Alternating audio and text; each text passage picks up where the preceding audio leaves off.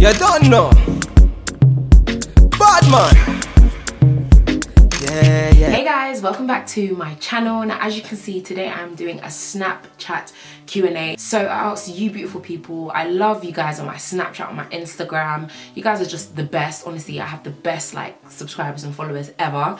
And I love interacting with you guys, but I thought I might as well answer some questions that you have, especially because sometimes I get a lot of the same questions and it is kind of irritating trying to answer the same questions every single time. So I'd rather just answer it on screen. So yeah, I hope that you enjoy this video. If you haven't got me on Snapchat, Instagram, all of that good stuff, make sure you add me because I don't know where you have been. Guys, I can't lie to you. Please, let's just how many, like, okay, wait, there's more loading, but those are all your questions. Basically, there's a lot of questions, so I'm gonna try my best to get through as many of them as possible. If I don't get through all of them, I'm so very sorry, but yeah, I'm gonna try. First question, Lindo says, hi Nissy, before I ask my question, I just wanted to say you're a huge inspiration and I pray God continues to open doors for you to inspire others. Amen. Thank you so much, Linda.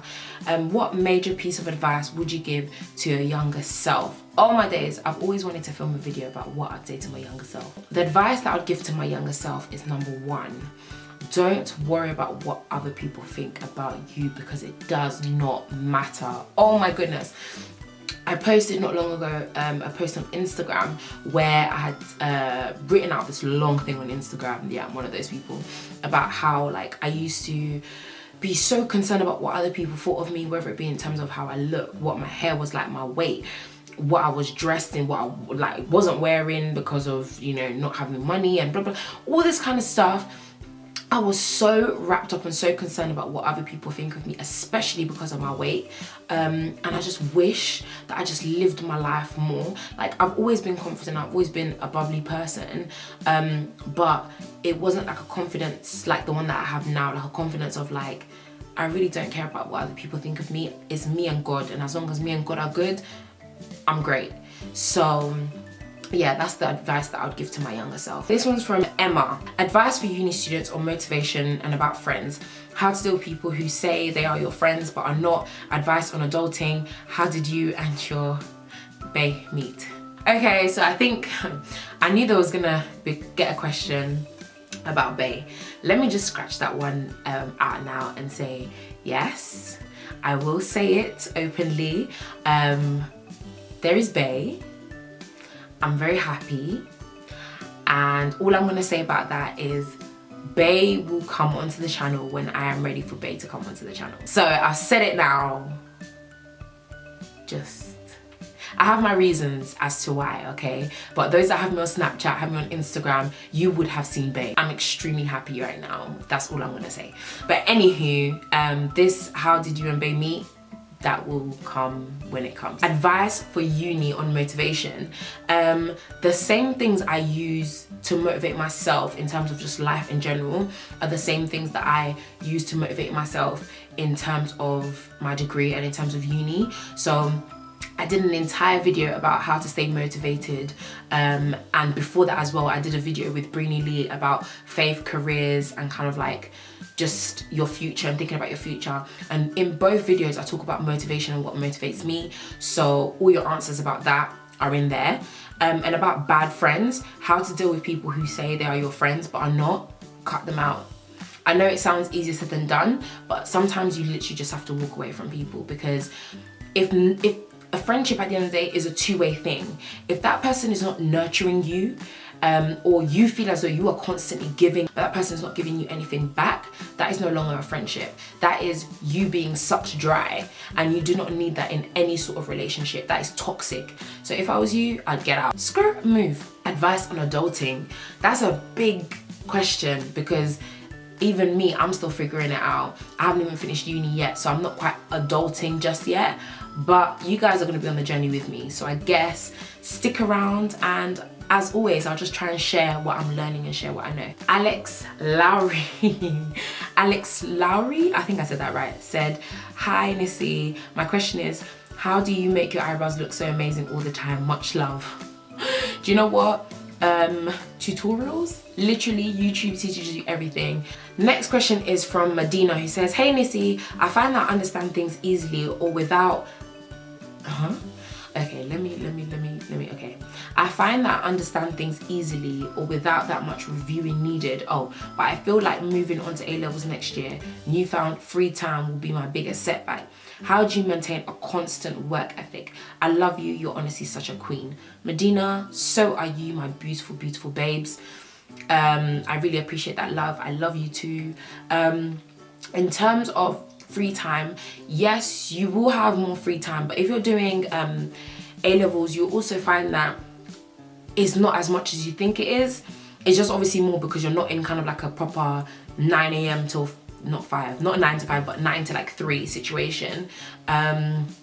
But yeah, I get what you mean in terms of the free time. But just maintaining a constant work ethic, again, it goes down to motivation. It's all of that is encompassed into what is your motivation, what are you doing this for, what is your drive, what are your reasons behind you know, the goals that you have set, or the things that you are planning to do. You have to get that right in your mind first before anything else can work for you, you know. At the end of the day, you could like want something so bad, but if the motivation isn't there, you won't do anything to get there. And that's how work ethic works at the end of the day. You have to know in your mind that you really want to do well in your A-levels and that you're sacrificing this time now for long-term success. So as long as you get that right in your mind, you'll be good. So I just say the same thing. What is your motivation? Who are you doing it for? What are you doing it for? Keep that your main focus and set those goals.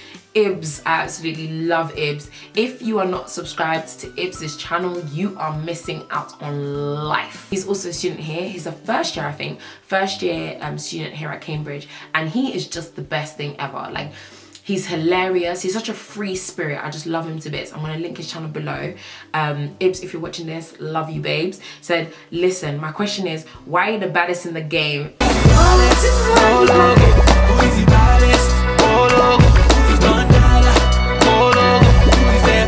Do you know the joke is, he ain't even in my presence. He ain't even here, but he's gassing me. Also, if not Cambridge, what other uni? That's a really good question. Probably Warwick. Just because I have quite a few friends there. One of like my really good friends is there as well, my babes. She's there, and I would have loved to like have gone to uni with her and kind of like been in uni with her.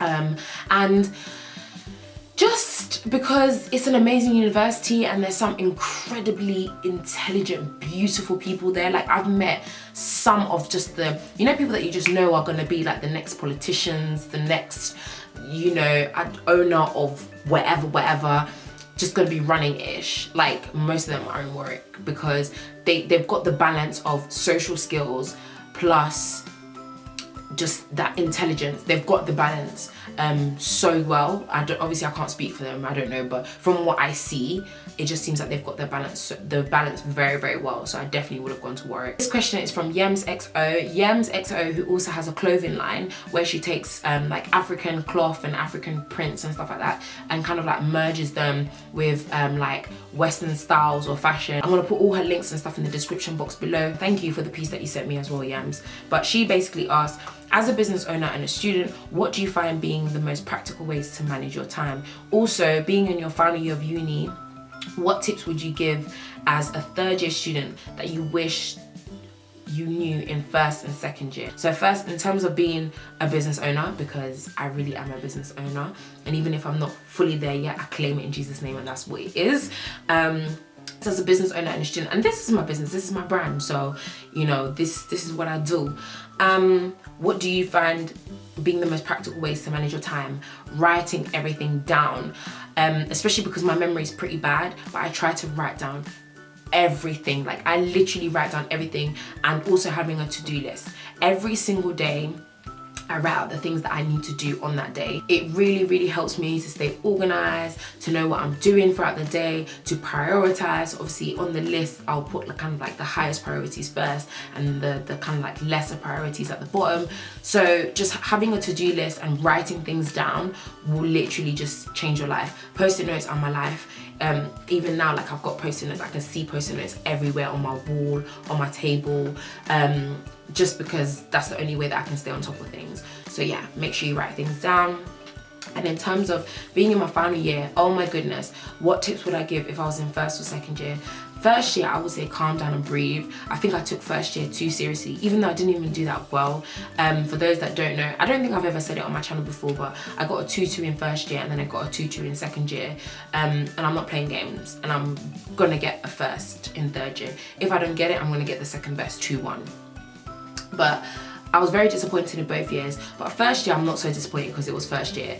But I feel as though I took it too seriously. I wish I did more kind of Cambridgey, the kind of stereotypical Cambridgey things. I really wish I got to experience it, because by second year, the workload increased. And by then I was kind of like more focused.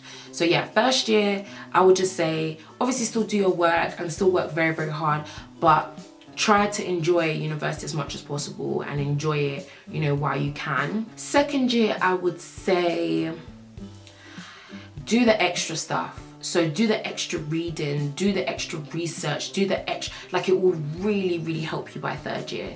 I really wish that I did that. Okay, so sorry about that, but my SD card ran out of space, so I had to sort that out. Debbie asked, what's your relationship status? And if you're not in any relationship, why not?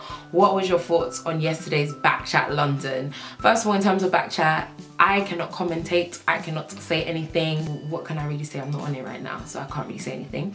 But in terms of my relationship status, I'm taken. Next question is from PS Love T. Says, hey hun, what are your thoughts on dating a guy with children? Would you date a guy with kids if you were single, and how would you deal with that? Wow. I personally think every situation is different. I can't tell you whether or not I would or I wouldn't, because you know, I'm not in that situation right now, but who knows, if I met someone that was absolutely incredible and absolutely amazing, and he was the best thing ever, and I loved him, and he was just great, and he had a child, who knows, it could just be like, well, you have a child, what can I do? I have to love you, I have to love your child, because that is you, do you know what I mean? So, I can't really say.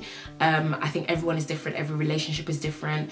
You're not always gonna have it kind of the ideal or the perfect, in terms of you meet a guy and he doesn't have kids and then you guys get together. Sometimes you meet someone and they've got kids already, they've got a past, they've got this, they've got that. As long as they're treating you right and it's a healthy relationship, and you have healthy relationship not only with him, but with his, you know, baby mom and the people around him and his family and whatever, I don't see why not. That's just my personal opinion on it anyway. I don't see why not. You know, things happen in life. Life is life.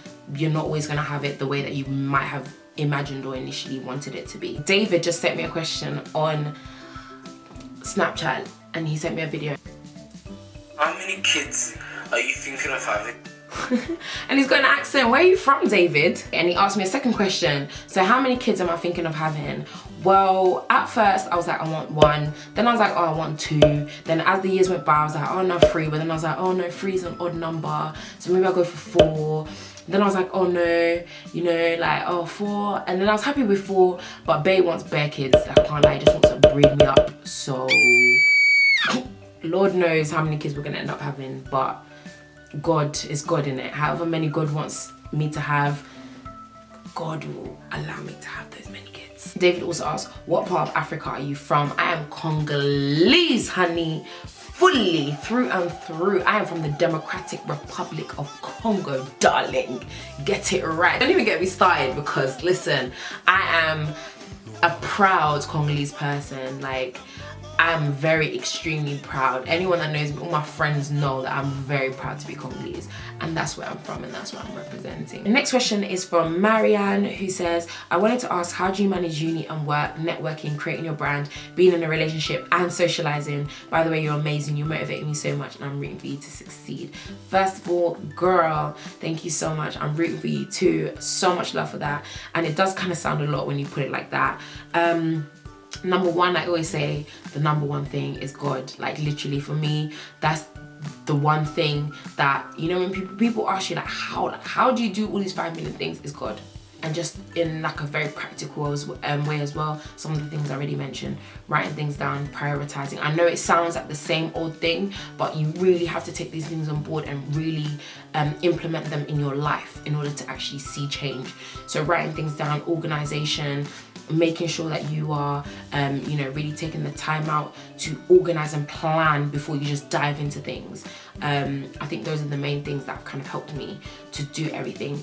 And also just knowing why I'm doing it. Again, motivation. It's the motivation that keeps me going.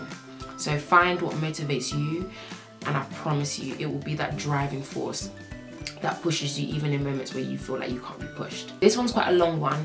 It's from Hilda. It says, "Hi Nissy, love your videos. I know you're currently in 3rd year, and as am I, and you're at Cambridge, so I can't imagine how intense it must be for you. However, do you have any advice for a fellow 3rd year student who's fairly behind on their dissertation and other commitments? I just can't seem to find the motivation to do anything.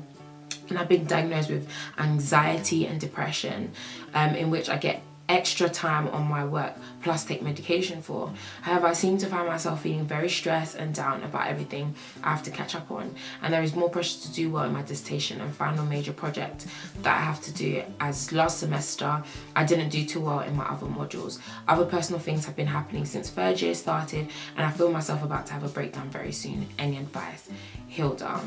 First of all, Hilda, I appreciate and I don't take it for granted the fact that you actually feel that you can talk to me and you can open up like that to me. Whenever people open up to me, I do not take it for granted. So I appreciate you, and I appreciate you for sending that to me. Firstly, in terms of 3rd year and feeling like things are getting on top of you, listen, it's not just you.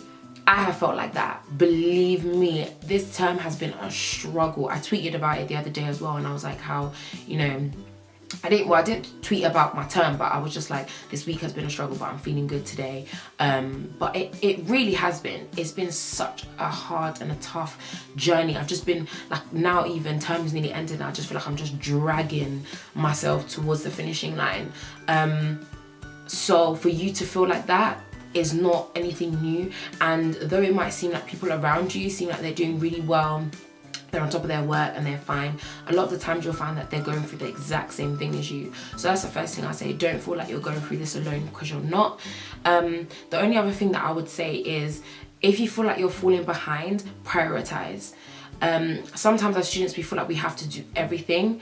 We will not die if we don't do everything, but we need to do the most important things and things that will benefit us at the end. Do you know what I mean? So for example, with myself, I can't really speak for other universities, but for myself, for example, I've had seminars, supervisions, lectures, pretty much 2 to 3 essays a week, which has been absolutely insane, and my dissertation work to do on top of that.